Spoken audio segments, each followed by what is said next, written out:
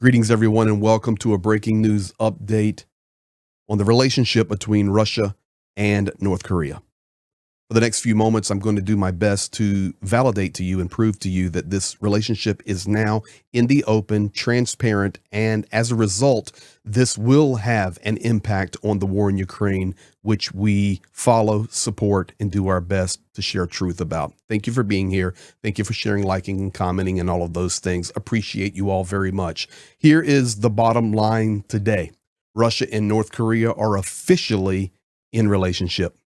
Of course, June the 19th, if we go back that far, Vladimir Putin and Kim Jong-un, Rocket Boy, made an agreement. And at that point, we began to see trickle in over time, especially the last 2 to 3 weeks. We've seen a lot more happening, but we began to see and hear North Korean soldiers in the East, North Korean artillery in the East, North Korean rockets are being fired. And we're hearing all of that. And then we begin to see more and more proof.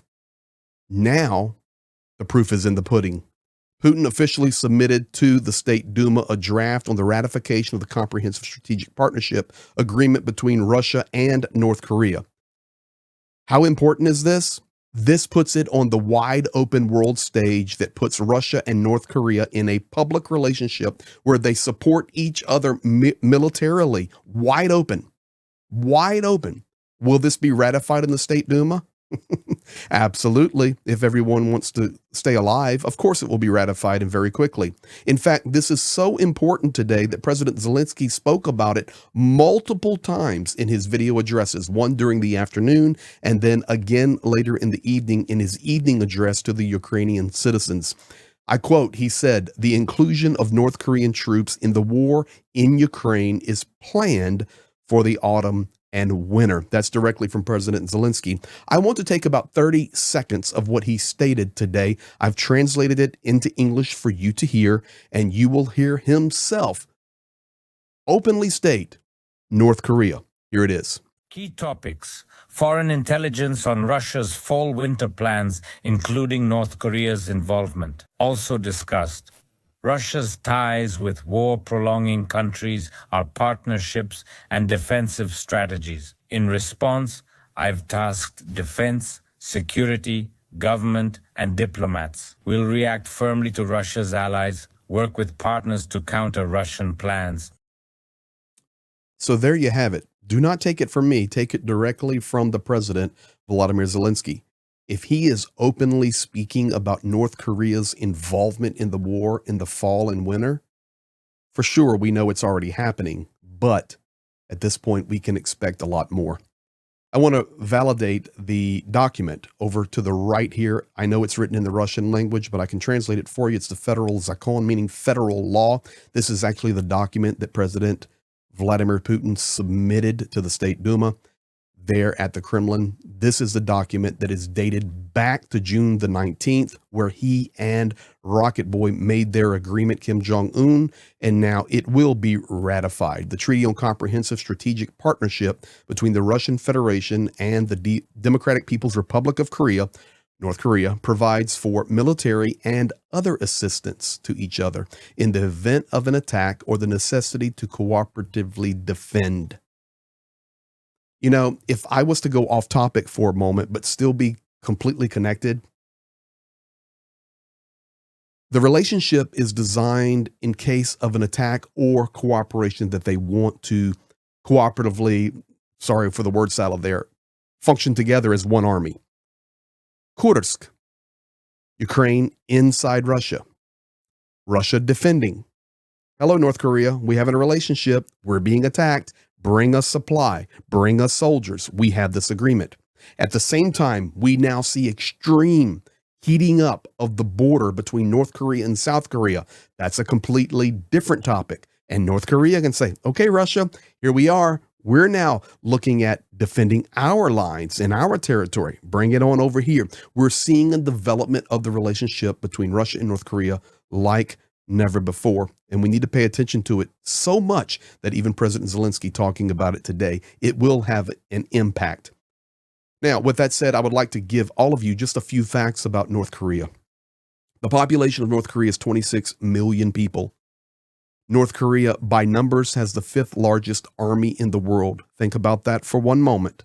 North Korea has the fifth largest army in the world, 1.28 million people in the active army, plus 5.8 million paramilitary units and reserves. They are a military economy nation.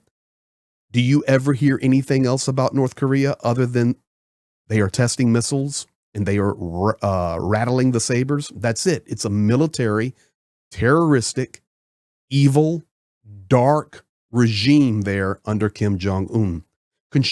Conscription into the army begins at the age of 17, and the term of service of conscripts in the troops, in the military, is between 5 and 12 years. Additionally, North Korea spends 27% of its national income on maintaining the army and military. 27%.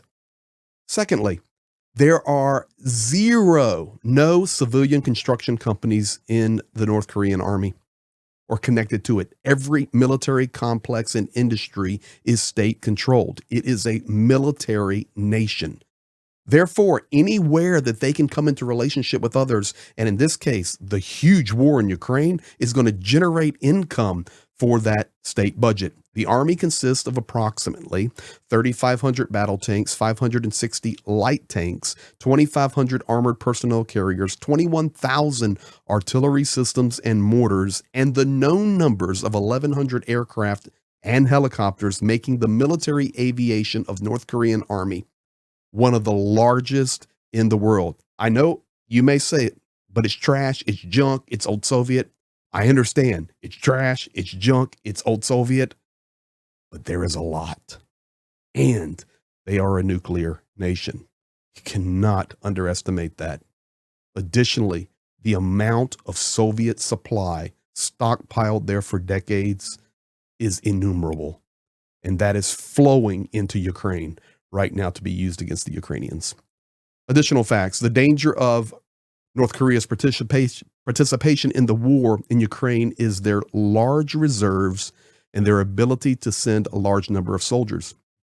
Already this afternoon and evening, there are analysts in Ukraine, there are analysts in Germany, there are analysts in the United States that are expecting between 10 and 100,000 troop reinforcement into Ukraine on the behalf of Russia. Why is this important? The economy of North Korea needs cash flow. You guys know as well as I do, it comes down to money. This coalition would allow a significant cash flow to North Koreans by signing a contract with the Russian armed forces. North Korea, one of the poorest countries on the planet, malnutrition, people are starving, there are concentration camps, there are hidden prisons, there is a terroristic regime led by Kim Jong-un. If he doesn't like you, he just eliminates you. Who does that sound like? Vladimir Putin. Additionally, North Korea is the most censored nation in the world, much more so even than Russia, meaning that even if a large number of soldiers, North Korean soldiers, were sent to Ukraine and they were killed, the response from North Korea would be muted, if not silenced. And of course, it would relatively be silent in the world because nobody knows what, how much, who, where, why, how, any of those descriptive terms, the details about the North Korean military. Additionally, I want to show this one tweet here, and this is from Taras Shmut. Taras Shmut is former military, Ukrainian sergeant. He is a volunteer, and he is one of the smartest military analysts inside Ukraine. On the left is his tweet. On the right, I have it translated into English. This is what you need to listen to right here as we close out the quick breaking news update. North Korea can become a serious player in our war. Quote, Taras Shmut. In addition to 70% of external supplies of ammunition, there may still be a large mobilization resource here. A one-time strengthening of some section of the front by, for example, 10,000 trained military personnel against the backdrop of a total crisis in the armed forces may lead to a breakthrough of the front with access to operational space. We saw how this happened in the Kharkiv region in 2022. I like Taras. He cites historical data, and even as a Ukrainian who has military experience, volunteer experience, and military analyst experience, he just tells it like it is. Even if North Korea was to openly reinforce a certain section, for example, Kupiansk, Toretsk, down in Kharkova, Pokrovsk, and inject just 10,000 trained soldiers, it would be a game changer on the front line. Folks, this is what we need to pay attention to. While the world is destabilized with the elections in the United States, the ongoing war in Israel, between Israel and Hezbollah and Hamas and Iran, the destabilization in Africa, the saber rattling, if you would, between China and Taiwan. Right now, China has Taiwan surrounded right now. October the 14th, 5:31 Eastern Standard Time. Right now, surrounded in military exercises, of course. North Korea, South Korea line. All of this happening. And Vladimir Putin is pushing through the State Duma an official military signed law relationship between he and Kim Jong-un in North Korea. We must pay attention to it. And I promise you, there will be much, much more coming out about this.